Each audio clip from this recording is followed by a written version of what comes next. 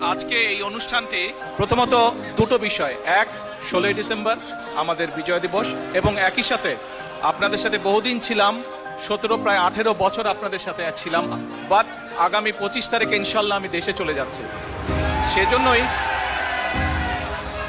সেজন্যই আপনাদের সাথে খুব শান্তভাবে আপনাদের সাথে দুটো কথা বলতে চাই। আপনারা প্রবাসে আছেন, প্রবাসীদের কাছে প্রথমে আমি কৃতজ্ঞতা প্রকাশ করেছি।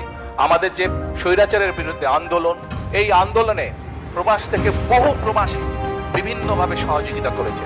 এই আন্দোলন সফলতার পিছনে প্রবাসীদের একটি বিশাল ভূমিকা রয়েছে। কাজেই প্রবাসীদের অবদানকে কোনোভাবেই আমরা খাটো করে দেখতে পারি না। কিন্তু আপনাদের সামনে আমি যে পরিকল্পনা তুলে ধরেছি, আমাদের কাজ শুরু করতে, আমরা যদি কাজ শুরু করতে না পারি এবং আমরা যদি সকলের দাবি উপস্থাপন করতে থাকি, তাহলে কিন্তু একটা ইনডিসিপ্লিন তৈরি হবে, ফলে আমরা কিন্তু আমাদের কাঙ্ক্ষিত লক্ষ্যে পৌঁছতে পারবো না। এই আগামী নির্বাচন কিন্তু কোনো এক্সপেরিয়েন্সের বিষয় না, এক্সপেরিমেন্টের বিষয় না। এই সুযোগটা আমাদের কাজে লাগাতে হবে, এইটিকে সদ্ব্যবহার করতে হবে। আপনাদের সকলকে, প্রবাসীরা যেরকম আন্দোলনকে গড়ে তুলেছেন বিভিন্ন সাহায্য সহযোগিতার মাধ্যমে, একইভাবে প্রবাসীদের সামনে এখন বিশাল দায়িত্ব থেকে সঠিক দলকে নির্বাচিত করতে সহযোগিতা করা।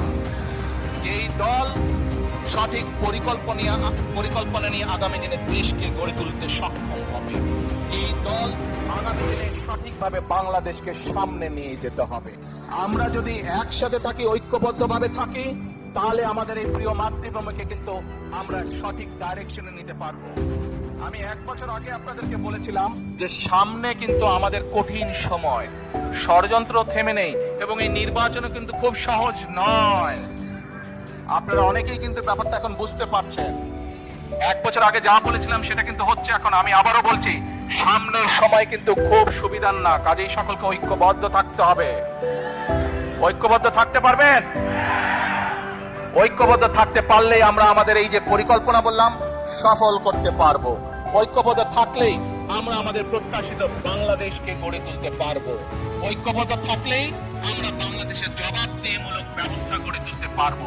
এই ব্রিটেনে যে আপনারা আছেন, এই দেশের জবাবদিহিমূলক ব্যবস্থা আছে বলেই এই দেশের মানুষ তার ন্যায্যতা থেকে বঞ্চিত হয় না।